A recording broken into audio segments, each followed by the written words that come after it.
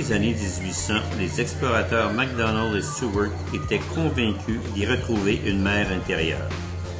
Même s'ils ne l'ont pas trouvée, la mer existe bien, sauf qu'elle est souterraine. Il y a des centaines de millions d'années, suite à des phénomènes sismiques importants, la mer s'effondra dans les profondeurs du continent.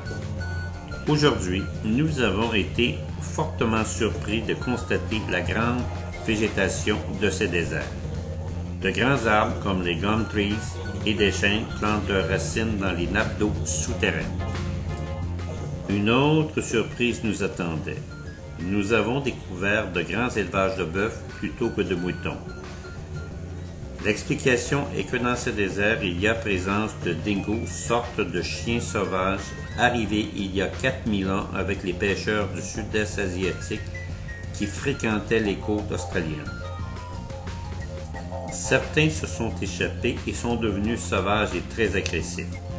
Comme les moutons étaient incapables de se défendre contre ces prédateurs, on opta pour l'élevage de bœufs qui, eux, pouvaient se défendre. Le mot Kata-Djuta sert à célébrer le passage de l'âge d'adolescent à l'âge adulte des jeunes garçons.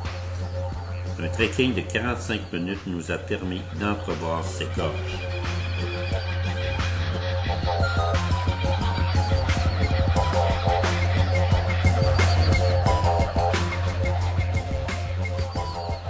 À cause de la présence de nombreuses mouches, le port de net est un must.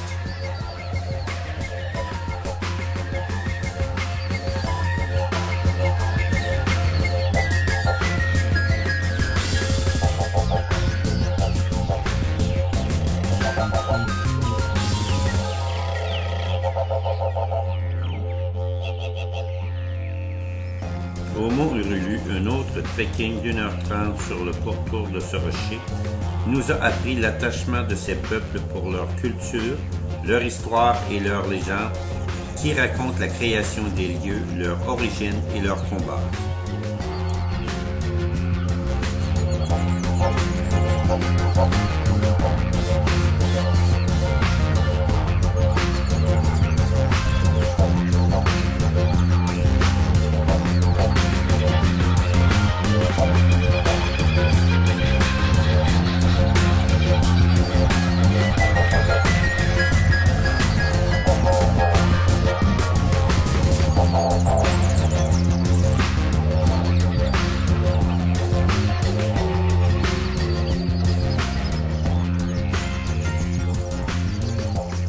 Le territoire de ce parc national est possédé par les Anabous et est administré conjointement avec le gouvernement australien. Certains de ces aborigènes ont vu l'homme blanc seulement depuis 50 ans.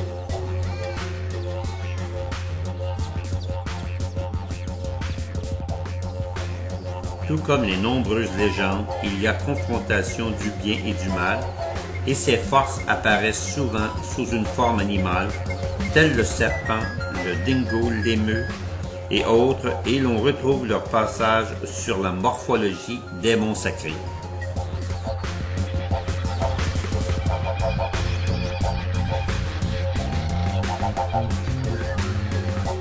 Pour mieux apprécier le coucher du soleil, on nous a préparé un succulent repas et servi le champagne australien à volonté, face à Urulu le Sacré.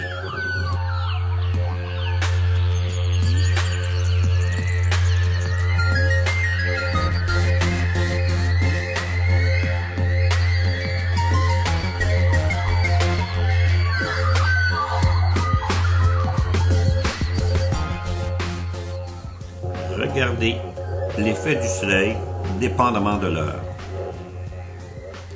Le rocher passe du brun foncé à un rouge vif.